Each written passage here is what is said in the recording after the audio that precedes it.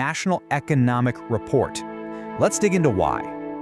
So, you might be asking yourself, why is an economic report, a document that's all about money and finances, suddenly talking about children's health? I mean, that's pretty weird, right? Well, the fact that it is, that right there tells you this has gone way beyond a family issue. It's now a national crisis that could impact the future of the entire country. Okay, so the report points to two major threats. Let's tackle the first one, the physical threat. And it's something that's probably sitting in millions of kitchens right now. Junk food.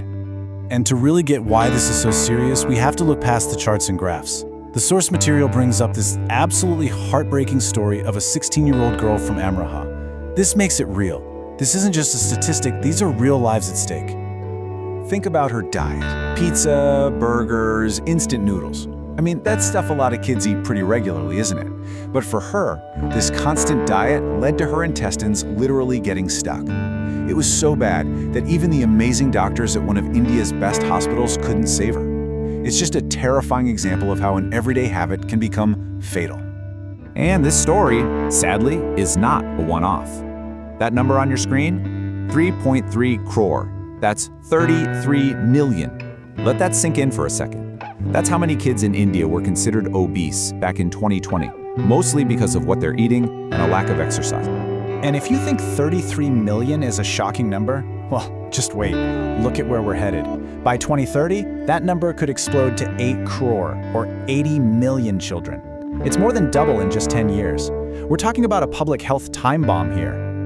So what's the government's answer to this? Well, the economic survey is suggesting something pretty drastic, a complete ban on junk food ads during the hours kids are most likely watching TV, from 6 in the morning to 9 at night.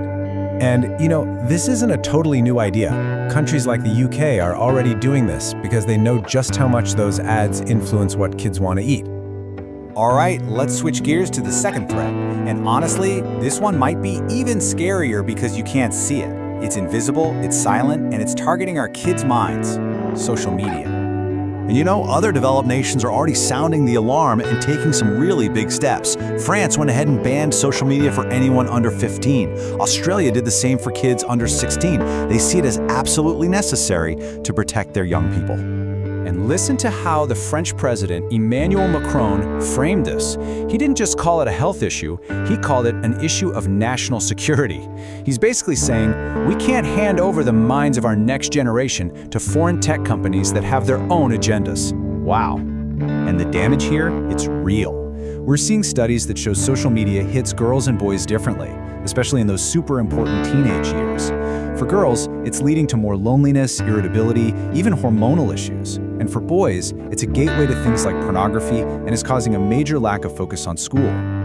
Okay, so we've got junk food and social media as the villains here. But who's really to blame? I mean, who's pulling the trigger? Well, according to the report, the answer is complicated. The report really points the finger at the pressures of modern life. I mean, think about it. In so many families, both parents are working. They have less and less time, so what happens? The phone becomes the easy babysitter. It's used to keep kids busy, sometimes even while they're being fed. It's not that parents are bad, it's just an accidental side effect of this crazy busy world we live in. But it's not just about parents. A massive part of the problem is the tech itself. It all comes down to something called the algorithm. Think of it like a super smart system that's designed to do one thing and one thing only. Figure out what you like and then show you more of it to keep you watching. And here's where it gets really dangerous for a kid. Imagine this. A child clicks on just one inappropriate video, maybe by complete accident. What happens next? The algorithm sees that and says, oh, you like that? Here's more just like it. And before anyone realizes what's happening, that child is stuck in a rabbit hole of harmful content they're way too young to handle. So let's tie all of this together. Why is an economic report so concerned about junk food and social media? Because this isn't just about a few unhealthy kids. This is about the future of the entire country.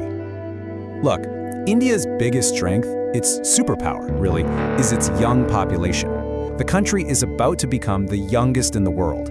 But what good is that demographic dividend if that young generation is growing up physically sick and mentally struggling? The country's strength tomorrow literally depends on how we raise our kids today. But it's not all doom and gloom. The report actually ends with a call to action, and it starts at home, with parents. The advice is simple, but so powerful. Get kids outside to play.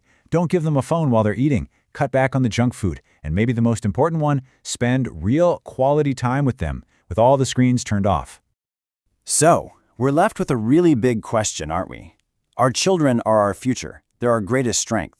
And with these two massive threats growing every single day, are we really doing enough to protect them?